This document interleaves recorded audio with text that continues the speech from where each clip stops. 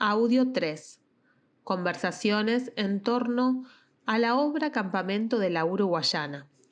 Algunos temas que se abordan serán sobre colores y paisajes, sobre espacios, detalles y distancias.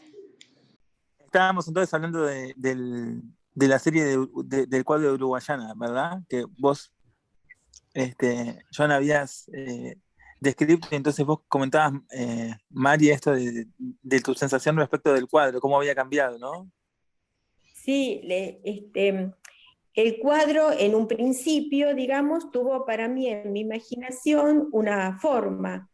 Yo sabía que tenía mucha cantidad de personas, por ejemplo, ese cuadro, pero me las había imaginado a tamaño común. Y pensaba, ¿cómo habrá hecho para poner tanta gente en un cuadro? Y bueno, esas cosas que uno va pensando, por ejemplo, dice en algún momento que tiene un puente, y yo me imaginé un puente enorme, hecho de material y qué sé yo.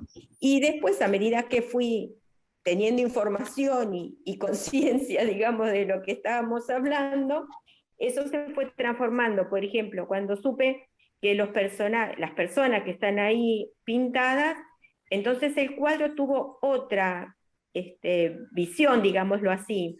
Y el puente, me di cuenta, que eran dos troncos y otro tronco apoyado, digamos, que eso era lo que servía de puente.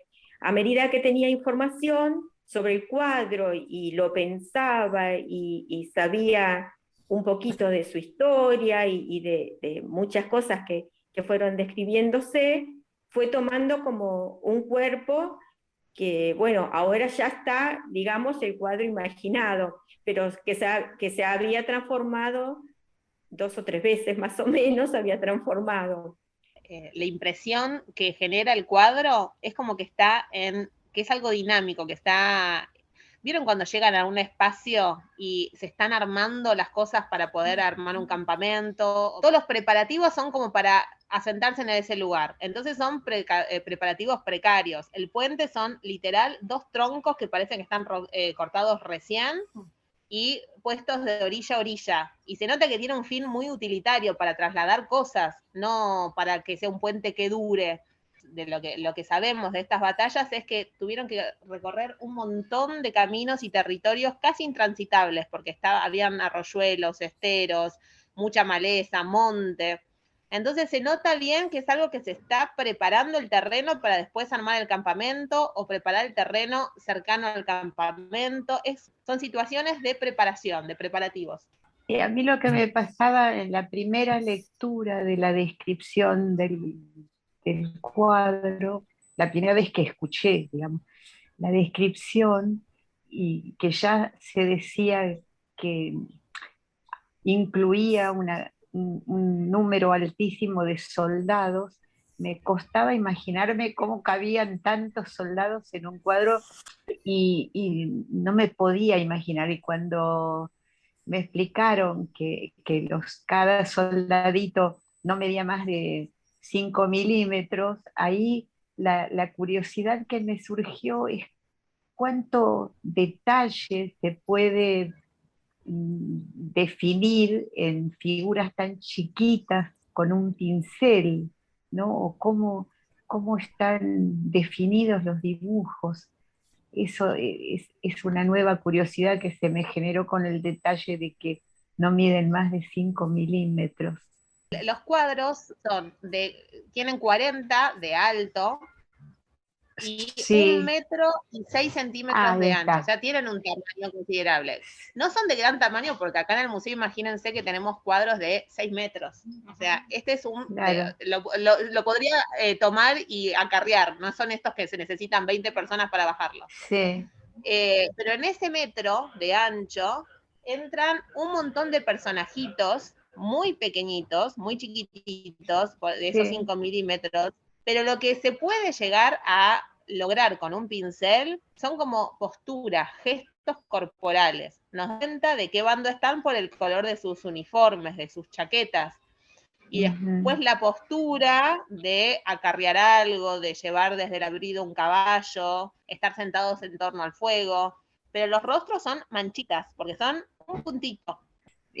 Yo me imagino como en planos como que yo me enfrento ahí al cuadro y veo como más abajo o más cerca de mí, no sé cómo expresarlo, eh, el, un suelo vegetal, el arroyo un poco más allá, los, los troncos sobre el arroyo, y me imagino más hacia un fondo, digamos, los árboles, más allá, como pasando los árboles más arriba, el cielo con las nubes, y me imagino, y no sé por qué, a la izquierda los soldaditos. Exactamente así describiste. Hay unos Entonces, soldados que están cruzando, pero son solo dos y hay nada más dos que ya cruzaron, digamos, esa sería la... Pero principalmente están todos a la izquierda los soldados. otra imagen son los que están haciendo los gaviones, que esos, bueno, no sé por qué, pero yo me los imagino un poco más a la derecha. Pero quizá está dicho en la descripción o no, no lo sé, pero esa es la imagen que yo tengo. No digo que tal vez algo para pensar interesante es cómo uno va construyéndose las imágenes, tomando en cuenta que siempre la vista es más panorámica, ¿no? Uno, o sea, más allá de la materialidad de la pintura, digo, uno cuando seguramente en el espacio uno entra a un lugar y ya ve las cosas que hay directamente.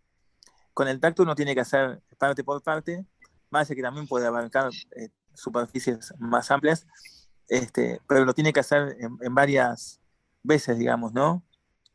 Y eso también nos pasa con la descripción porque el lenguaje es sucesivo siempre. Entonces, uno al escuchar varias veces una descripción va recuperando detalles que quizás en una primera escucha se le habían pasado.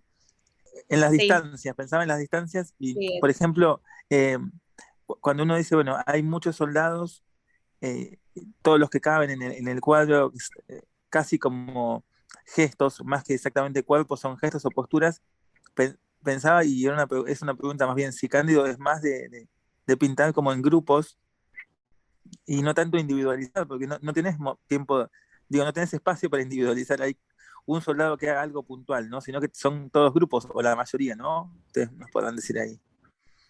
Mira, en cuanto a las distancias, que también un poco está bueno con lo relacionado con lo que decía Tania.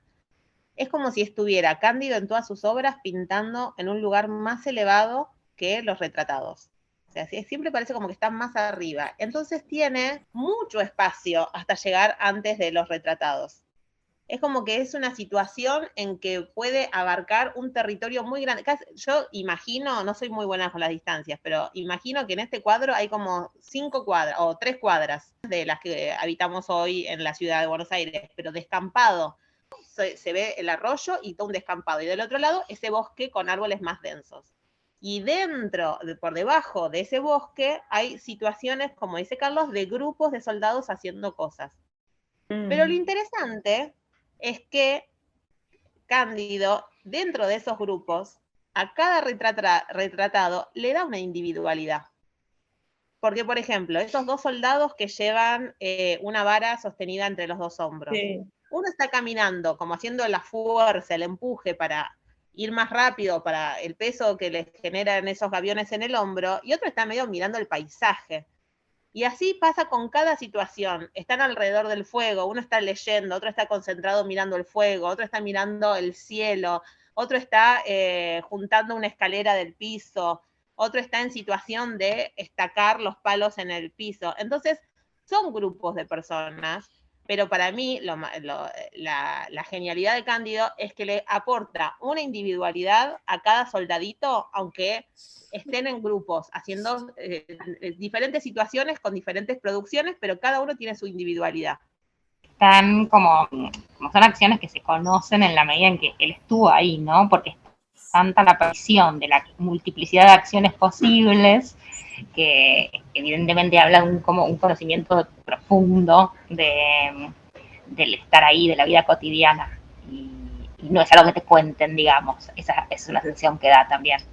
Hay cosas que solamente si estuviste ahí te das cuenta de los momentos de descanso, las situaciones cotidianas que hay en cada cuadro, o esto, es casi como un instructivo de cómo se construía un gavión, porque uno está clavando los palitos en la tierra, otro está desenrollando los mimbres, otro está enrollándolos en los... Entonces es como, se nota que estuvo ahí y vio cómo se producían. Y con eso en diferentes situaciones. Y en este cuadro, por ejemplo, los colores, ¿qué se ve? ¿Hay colores definidos o tiene un color como oscuro, generalizado? Digamos? ¿Tiene color que sobresale o el color es una cosa uniforme que no tiene importancia, digamos?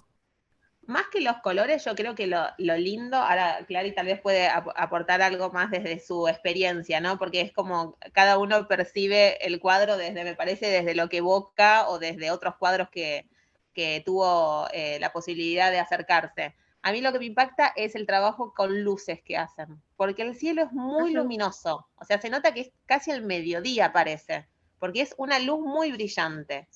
Y hay un contraste muy importante con lo que pasa abajo de los árboles, que están en sombras, porque todo el follaje, las hojas es muy tupida. Entonces, eso es lo que una de las cosas que más me gusta de este cuadro, ese contraste entre el sol muy luminoso, muy claro, muy brillante, y abajo del bosque una sombra para poder trabajar bajo el cobijo de la sombra. Y el arroyo es como una combinación de ambas, porque como está al borde del bosque, tiene partes con sombras y partes muy luminosas. Sí, Yo lo que tengo para decir es que efectivamente como lo más impactante son las luces, no es que tiene como, o sea, colores son como, bueno, celestes, verdes y marrones, diría, en términos genéricos. Sí pareciera como, o sea, no sé, como que tiene mucha luz, pero los colores no son brillantes, ¿no? Es esa sensación de que no es que uno lo mira y encandila, ni destaca porque, ay, qué colorido. Es más, y que por ahí hay otros cuadros de Cándido que son un poco más coloridos. Este es más de eso, como de un juego de luces, sobre todo.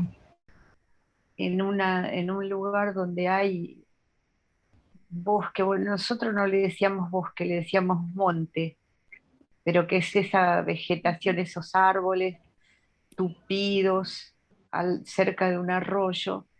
Es así, hay mucho contraste de luz y sombra y, y no hay un gran colorido, salvo que haya, qué sé yo, un ceibo florecido o algo así que destaca, pero si no, hay una variedad de verdes que hay muchos oscuros, hay marrones, hay amarillentos de distintos sectores del pasto, hojas secas caídas, qué sé yo, todo eso.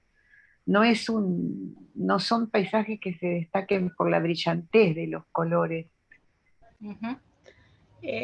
¿Sabés qué, Cándido? Yo digo bosque, pero me parece porque es que desconozco cómo se nombra, porque Cándido en su cuaderno puso monte, que los soldados entraban al monte a bajar de los árboles ramas mimbrosas para hacer los gaviones, así que es monte la definición, sí. Sí, nosotros le decíamos monte. En realidad, qué sé yo, creo que en correcto castellano es bosque, porque un monte es más bien lo que es una altura, una elevación, pero la costumbre así regional, digamos, es llamarle monte a esas formaciones, a esos árboles, a esos Claro, montes.